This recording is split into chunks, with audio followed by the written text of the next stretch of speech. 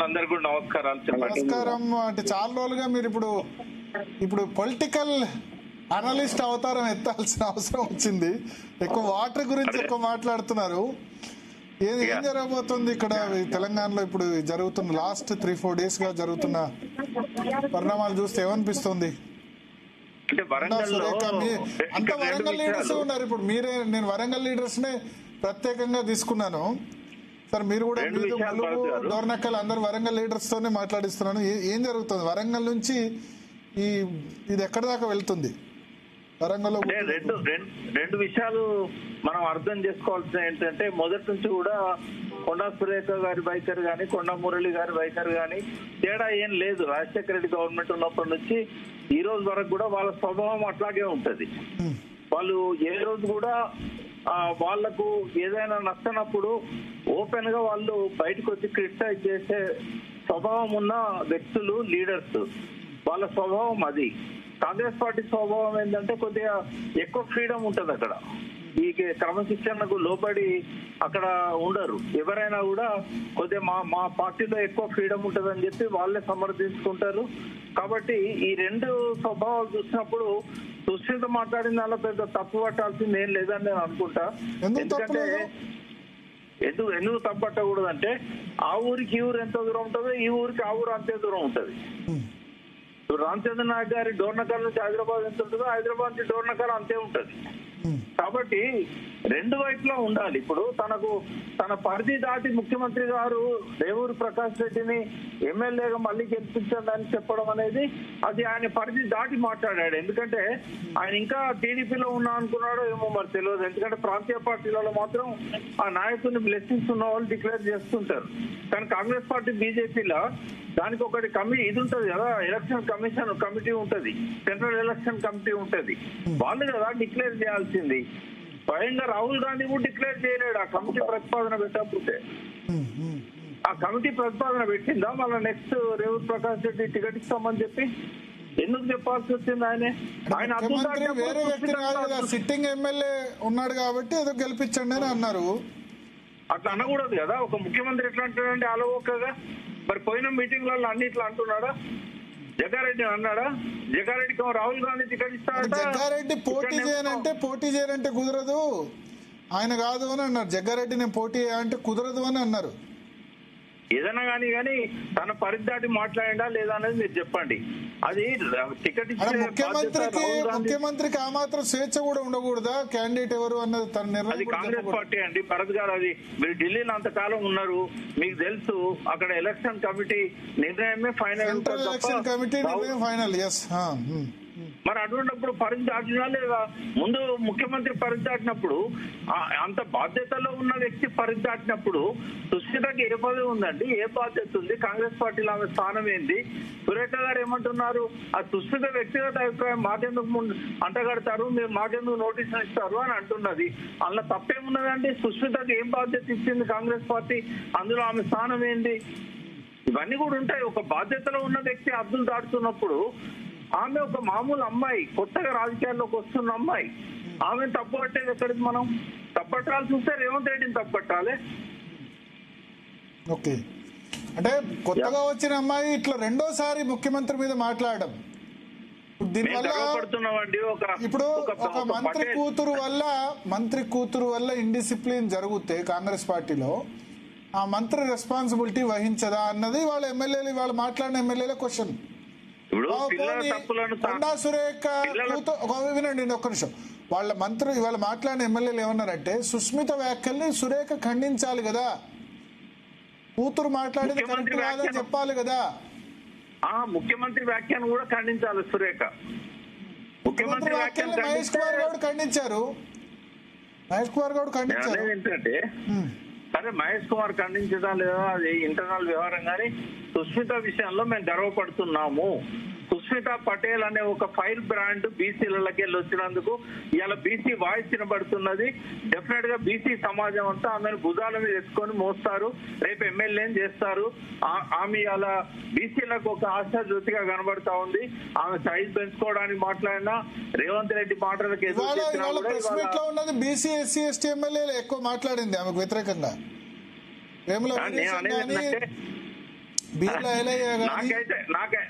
నాకైతే మళ్ళీ ఒక మురళి కనబడుతున్నాడు ఆమె లోపల. ఓ కొండా మురళి కనబడుతున్నాడా? అంటే కొండా మురళి చావు లేదా? అంటే బీసీలకు అవసరం. ఇప్పుడు బీసీలకు ఏంటంటే ఒక సుష్మితా పటేల్, కొండా మురళి లాగా గట్టిగా నిలబడి రాజకీయాలలో శత్రువులను కూడా వణికించే స్థాయిలో ఉండాలి. ఇవాళ ఉన్న రాజకీయాలను బట్టి నేను మాట్లాడుతున్నాను. రాజకీయంగా చాలా రాజకీయాల్లో నేను అనేది భరత్ గారు, రాజకీయాల్లో నిలబడాలంటే ఎదగాలంటే సుష్మిత లాగే ఉండాలి. నాలాగుంటే నడవదు. అంటే డేర్ అండ్ డాష్ సుష్మిత లాగా అట్లా డైరెక్ట్ గా క్రిటిసైజ్ చేయాలంటారు, ఎవరికి భయపడేది లేదన్నట్టు మాట్లాడాలంటారు, అంతేనా? అట్లున్న వాళ్ళు ఎదిగారు కదా. రేవంత్ రెడ్డి అట్లే ఎదిగాడు, జగ్గారెడ్డి అట్లే ఎదిగాడు. ఆ లక్షణాలు ఉన్న వాళ్ళే ఇవాళ రాజకీయాల్లో నిలబడగలుగుతారు. ఆమె వల్ల కొండా సురేఖ మంత్రి పదవి పోతే కొండా సురేఖ నాకు గుర్తుంది. వినండి, రాజశేఖర రెడ్డి చనిపోయిన తర్వాత పాపం 4 నెలలకి రిజైన్ చేశారు. మంత్రి పదవి వచ్చిన 4 నెలలకి రిజైన్ చేశారు. 4 సంవత్సరాలు అందరూ మంత్రి పదవి అనుభవించారు. రాజశేఖర రెడ్డి చాలా అనుంగంచర్లు, చాలా ఎక్కువ చేసిన వాళ్ళు కూడా. రోషయ్య, కిరణ్ కుమార్ రెడ్డి ఫుల్ టర్మ్ 5 సంవత్సరాలు మంత్రి పదవి అనుభవిస్తే, కొండా సురేఖ మాత్రం కేవీపీఏ నాకు బాస్ అని చెప్పి 4 నెలల్లో రిజైన్ చేశారు. ఇంత చేస్తే మళ్ళీ జగన్ కూడా ఆయన దగ్గర తీయలేదు, మధ్యలోనే వెళ్ళిపోవాల్సి వచ్చింది. సో లాస్ అయింది ఎవరు అక్కడ? మీరు అన్న ఆ ఫెరోషియస్ కొండా సురేఖ సోనియా గాంధీని ధిక్కరించి నాకు హైకమాండ్ కేవీపీ అని చెప్పి రిజైన్ చేశారు. కానీ మిగతా మంత్రులందరూ కూడా ఫుల్ టర్మ్ 5 సంవత్సరాలు అనుభవించారు. రాజశేఖర రెడ్డికి అత్యంత సన్నిహితుల వాళ్ళు కూడా. అప్పుడు లాస్ పోయింది కొండా సురేఖ. ఇప్పుడు సుస్మిత వల్ల హైకమాండ్ కొండా సురేఖ మీద చర్య తీసుకుంటే, మిగతా మంత్రులందరూ సైలెంట్ గా ఉండి ఎవరి పని వాళ్ళు చేసుకుంటే, రేవంత్ రెడ్డికి అత్యంత వ్యతిరేకంగా ఉన్నవాళ్ళు కూడా ఇప్పుడు ఆమె తల్లికే కదా ప్రాబ్లం. మీరు అన్న ఫెరోషియస్ అనుకుంటే, అంటే పిల్లలు ఎదగడానికి తల్లు త్యాగాలు చేస్తారు భరత్ గారు. ఇప్పుడు ఆమెను తీసేమనండి, ఇవాళ బీసీలల్లో ఒక గొప్ప నాయకురాలు దొరుకుతుంది బీసీ మూవ్మెంట్ కి. అది కొండా సురేఖ రూపంలో కావచ్చు, సుష్మితా పటేల్ రూపంలో కావచ్చు. రాబోయే రోజులలో బీసీల వాయిస్ బలపడాలని కోరుకుంటున్నవాడిని నేను. డెఫినెట్ గా బీసీలకు ఒక అసెట్ అవుతారు. ఒకవేళ రేవంత్ రెడ్డి కనుక తీసేసినట్టయితే ఇవాళ బీసీలకు ఒక ఆయుధం ఇచ్చినట్టు అవుతుంది. కొండా సురేఖను కానీ సుష్మితను కానీ. Win situation. వాళ్ళు కార్లలో తిరగని వాళ్ళు కాదు, వాళ్ళకు బంగ్లాలు లేవని కాదు. ఈ గన్మెన్లు ఉన్నా లేకున్నా వాళ్ళకుండే మందబలం వాళ్ళకుంది. కాబట్టి మంత్రి పదవి అనేది పెద్దగా వాళ్ళు ఎన్నడూ పట్టించుకోరు కూడా. ఆత్మగౌరవం అనేది వాళ్ళు ప్రధాన స్థానంలో పెడతారు వాళ్ళు. సో ఇప్పుడు అంటే ఒక పొటెన్షియల్ లీడర్, సరే మీరు అన్నట్టు కొండా సుష్మితలో మీకు పొటెన్షియల్ బీసీ లీడర్ కనిపిస్తుంది.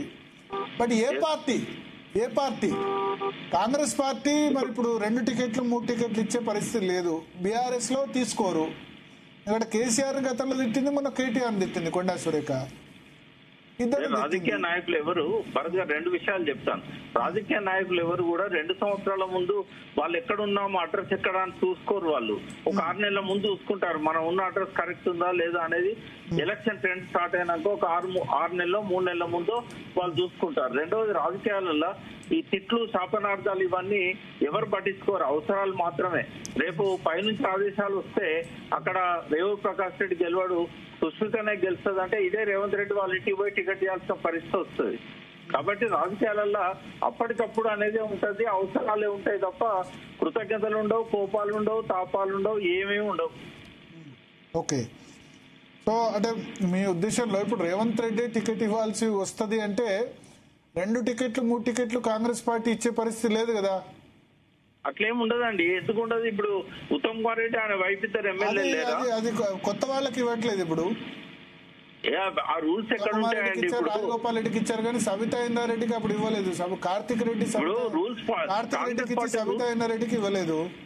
ఒక్క నిమిషం అండి. కాంగ్రెస్ పార్టీ రూల్స్ పాటిస్తే యాంటీ డిఫెక్షన్ లాను ఒక పక్కన ఇది మా నాన్న పెట్టిండు, దీన్ని ఖచ్చితంగా మేము అమలు చేస్తామని ఎలక్షన్ల ముందు మాట్లాడిన రాహుల్ గాంధీ ఆయన ఎందుకు రేవంత్ రెడ్డిని చూస్తున్నట్టు వదిలేస్తున్నాడండి? ఆయనే చెప్పాడు కదా, ఎన్ని మీటింగ్లలో చెప్పాడు. మీ పీసీఆర్ని అడగండి, పాత బైట్స్ అన్ని ప్లే చేస్తారు. వాళ్ళ రూల్స్ ఎక్కడేయండి? రాజకీయాలలో రూల్స్ ఉండవు, కృతజ్ఞతలు ఉండవు, కేవలం అవసరాలు మాత్రమే ఉంటాయి. అప్పటికప్పుడు ఉన్న పరిస్థితి ఉంటుంది తప్ప గతం ఉండదు.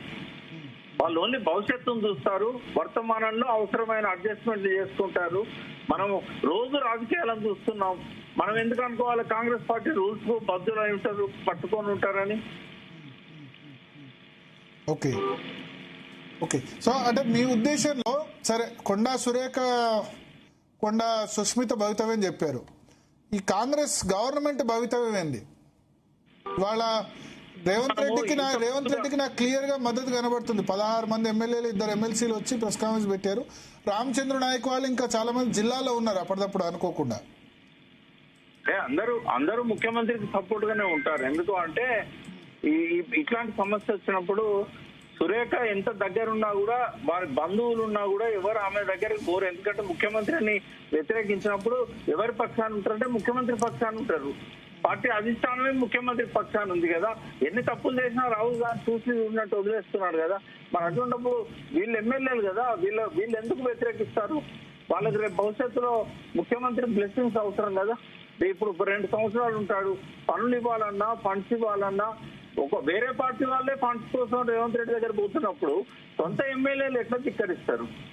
ఓకే ఓకే, అంటే ధిక్కరించమని కాదు కానీ, బట్ కొండా సురేఖ మంత్రి పదవి నిలుపుకుంటుందా?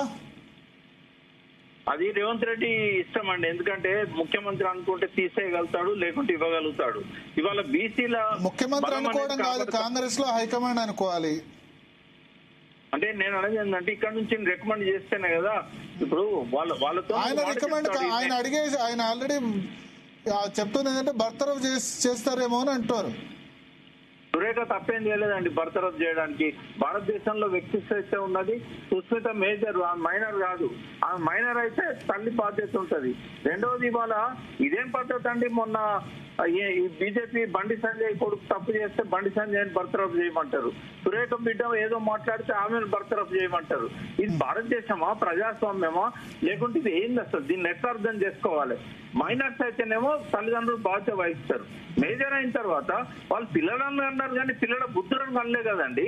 ఇది ఆపాదించడం అనేది రాజకీయాలలో ఒక భ్రష్టత్వం. ఇది ఇట్లాంటి ఆలోచనలు ఏ నాయకులు చేయకూడదు. అంటే తల్లి సంబంధం ఆమె ఎట్లా డిఫెండ్ చేసుకుంటారంటే వీళ్ళు. ఆమె కొండా సురేఖ ధిక్కరిస్తే ఆమె బర్తరఫ్ చేయాలి. ఆమె ఒక్క మాట కూడా మాట్లాడలే కదా. నా బిడ్డ చేస్తే నన్నెందుకు బలి చేస్తారని అడుగుతున్నది. అది ఎట్లయితే కాంగ్రెస్ పార్టీ క్రమశిక్షణ సంఘం రూల్స్ ప్రకారంగా ఆమె ఏం మాట్లాడింది, ఆమెను ఎట్లా బర్తరఫ్ చేస్తారు? బిడ్డ మాట్లాడితే ఖండించాలి కదా అంటున్నారు. బిడ్డ మాట్లాడితే తల్లి ఖండించాలి కదా. నా బిడ్డ మాట్లాడింది తప్పు అని ఎందుకు ఖండించట్లేదు అని అంటారు. పైగా ఇవాళ ఇద్దరు కలిసి కనిపించారు అక్కడ బాల్కనీలో, ఇంట్లో బాల్కనీలో ఇద్దరు కలిసి మేము తర్వాత మాట్లాడతామని చెప్పారు. అంటే బిడ్డ మాట్లాడితే తల్లి ఖండించలేదు అనేది క్రమశిక్షణ సంఘం విచారించనియండి. మరి వాళ్ళు రికమెండేషన్ ఇవ్వాలి కదా. బిడ్డ మాట్లాడితే తల్లి లేదు, అది రేవంత్ రెడ్డి ఆమె వ్యాఖ్యల్ని ఖండించాలి కదా. కనీసం దాని గురించి ఏం మాట్లాడలేదు ముఖ్యమంత్రి మీద. ఎందుకంటే మంత్రివర్గంలో కొనసాగుతూ ముఖ్యమంత్రి మీద మాట్లాడొచ్చా? అంటే ఒకవేళ ఖండించలేదు అనుకోండి, ఖండించలేకపోతే క్రమశిక్షణ సంఘంలో పెట్టి విచారించాలి తప్ప సుస్మిత మాట్లాడిన మాటల్ని ఇప్పుడు క్రమశిక్షణ సంఘంలోనే దగ్గరే ఉంది. మరి నాకు ఆమె స్టేటస్ ఏందో తెలియదండి. ఆమె కాంగ్రెస్ పార్టీలో ఆమె ఏంటి, రాష్ట్ర కమిటీ సభ్యురాలా లేకుంటే జనరల్ సెక్రటరీ? ఆమెకి ఏమన్నా బాధ్యత ఉన్నదా లేదా అది మీరు చెప్పండి. ఎవరు? సుస్మితకు సభ్యత్వమే లేదంటారు. సభ్యత్వం లేనప్పుడు ఆమెను ఎట్లా, ఇప్పుడు ఆమెను పని చేసే రైట్ కూడా ఆమెను పని చేయట్లేదు. సురేఖ తల్లిగా ఖండించాలి కదా. ఖండించలేదు అనుకోండి, ఏం శిక్ష చేస్తారో ఏమనండి చూద్దాం. ధైర్యం కావాలి కదా. ఇవాళ ఒక బీసీలలో మంత్రులే సరిగా లేరు. 2 కోటాల కింద మంత్రి పదవి ఇస్తారు. అలా 300 కాపు అండ్ ఇంకో కోట కోటాల కింద పద్మశాలి కదా. 2 కోటాల కింద ఇచ్చి తొలగిస్తారా? అంత ధైర్యం చేస్తాడా రేవంత్ రెడ్డి? ఏమోనండి, ఒకవేళ నిజంగానే ఆయన లోపల అంత వ్యతిరేకత ఆమె మీద ఉంటే ధైర్యం చేయమనండి. రాజకీయాలలో ఇవన్నీ ఉండవు భరత్ గారు. ఈవెన్ తీసేయడం వల్ల బీసీలలో వ్యతిరేకత వస్తుంది కాబట్టి ఈమెను ముట్టుకోవద్దని అనుకుంటాడు. ఏదో ఒక మందలింపిచ్చి వదిలేస్తారు తప్ప. ఇప్పుడు కేసీఆర్ గతంలో రాజయ్యను బర్తరఫ్ చేశారు, వచ్చిందా వ్యతిరేకత? కేసీఆర్ వేరే అండి, అది ప్రాంతీయ పార్టీ, అక్కడ వ్యతిరేకత వచ్చే అవకాశాలు ఉండవు. మాదిగ సామాజిక వర్గం నుంచి రాజయ్యను బర్తరఫ్ చేసి 9 సంవత్సరాలు మాదిగ ఎమ్మెల్యే ఎవరు లేకుండా కేబినెట్ నడిపారు, కడియం శ్రీహరిని తీసుకున్నారు. అంటే ప్రజలలో ఆనాటి పరిస్థితి వేరు. ఇవాళ బీసీ వాయిస్ అనేది గట్టిగా వినబడతా ఉంది. కాబట్టి బీసీ వాయిస్ గట్టిగా వినబడేటప్పుడు కాంగ్రెస్ పార్టీ అంత దుస్సాహసం చేస్తుందని నేను అనుకోను. ఇంటర్నల్ గా పిలిచి మందలిస్తారు, లేకపోతే వాళ్ళ ఇన్ఛార్జ్ ఎవరైతే ఉన్నారో మీనాక్షి లాంటి వాళ్ళు పిలిపించి ఇంకోసారి ఇట్లా రిపీట్ చేయొద్దని అంటారు, మీ అమ్మాయిని అదుపులో పెట్టుకోమని చెప్తారు తప్ప బర్తరఫ్ లాంటివి మనం ఎక్స్పెక్ట్ చేయలేము. అవి మీడియాలో సెన్సేషన్ అయితే ఎవరన్నా మాట్లాడితే కానీ వాస్తవంగా ఈ రాజకీయాలు ఆ రూపంలో. అంటే నేను ఈ మధ్య కాలంలో ఎన్ని బర్తరఫ్లు అయ్యే చెప్తా, లాస్ట్ 10-15 సంవత్సరాల్లో శంకర్రావును కిరణ్ కుమార్ రెడ్డి బర్తరఫ్ చేశాడు. తర్వాత డిఎల్ రవీంద్రారెడ్డిని బర్తరఫ్ చేశాడు. ఓకే, బర్తరఫ్ రాజీనామా తీసుకోవడం కాదు. తర్వాత కేసీఆర్ రాజయ్యని బర్తరఫ్ చేశాడు. ఇవన్నీ ఇన్ని ఇన్సిడెంట్స్ మన కళ్ళ ముందు ఉన్నాయి కానీ ఈ 10-15 ఏళ్ళ తర్వాత. సారి మర్చిపోయినా, కేసీఆర్ ఈటెలను బర్తరఫ్ చేశాడు, కూడా బర్తరఫ్ చేశాడు, రాజీనామా కూడా తీసుకోకుండా. అంటే అనుభవం నుంచి గుణపాఠం కూడా తీసుకుంటారు కదా. ఇప్పుడు కేసీఆర్ తీసుకోకపోయినా అవతల వాళ్ళు తీసుకుంటారు కదా. ఒక బలమైన వ్యక్తిని తప్పిస్తే అధికారాన్ని కోల్పోతామని చెప్పి ఈటల ఒక సంకేతం ఇచ్చాడు కదా. నిజంగానే ఈటల పార్టీలో ఉంటే ఇవాళ 3వ ముఖ్యమంత్రి కాకపోనా కేసీఆర్? ఈటల మరికొద్ది సేపట్లో మన స్టూడియోకి వస్తున్నారు, ఆయనతో లైవ్ షో ఉంది, ప్రేక్షకులందరూ కూడా స్టే ట్యూన్. సో ఈటల ఉంటే ఈ సిచ్యువేషన్ వచ్చేది కాదు. అంటే నేనైతే ఖచ్చితంగా నమ్ముతున్నా ఈటల పార్టీలో 3వ ముఖ్యమంత్రి అయ్యేవాడు. కేసీఆర్ ముఖ్యమంత్రి అయ్యేవాడు. అంటే ఎట్లా ఒక్క నిమిషం రామచంద్ర నాయక్ గారు, ఎట్లా ఈటల ఉంటే ఏం చేసేవాడు?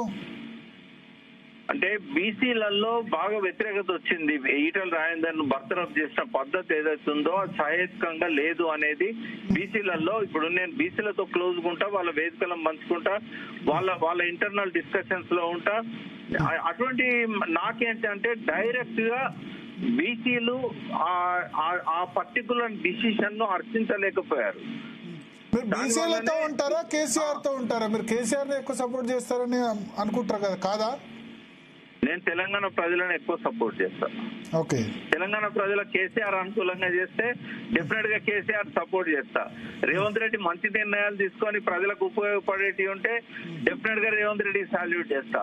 నా కాలోజీ నా గొడవ ప్రజల గొడవ అన్నాడు కదా, నాకు జయశంకర్ కాలోజీ వాళ్ళ అడుగుదాడల్లో నడిచేవాడిని కానీ కేసీఆర్ లేకుంటే రేవంత్ రెడ్డి అనే వాళ్ళు కాదు. తెలంగాణ ప్రజలకు ఎవరు ఎక్కువ మేలు చేస్తే వాళ్లకు నేను అనుకూలంగా ఉంటాను. కేసీఆర్ గారు గతంలో చేసిన పరిపాలన ఏదైతే ఉన్నదో 57 ఏళ్ల విధ్వంసం నుంచి ఆయన అద్భుతంగా తెలంగాణను తీర్చిదిద్దాడు. కొందరు అర్థం చేసుకున్నారు, కొందరు అర్థం చేసుకోలేదు. కొందరు ఈటల లాంటి చిన్న చిన్న సమస్యలను ముందు పెట్టుకొని దూరమైనలు, కొందరు విద్యార్థులు వచ్చి కడుపులో తలబెట్టి మాకు ఉద్యోగాలు రావాలంటే మీరు కాంగ్రెస్ చేయండి అంటే ప్రజలు అటువైపోయారు. బట్ ఒకటి మాత్రం చెప్పగలుగుతా భరత్, ప్రజలకు మేలు చేసిన వాళ్ళల్లో తెలంగాణలో కేసీఆర్ ను మించిన నాయకుడు లేడు, భవిష్యత్తులో వస్తాడని కూడా నేను అనుకోను. అయితే ఈటెల ఎపిసోడ్ వల్ల బీసీలలో బీఆర్ఎస్ నష్టపోయింది.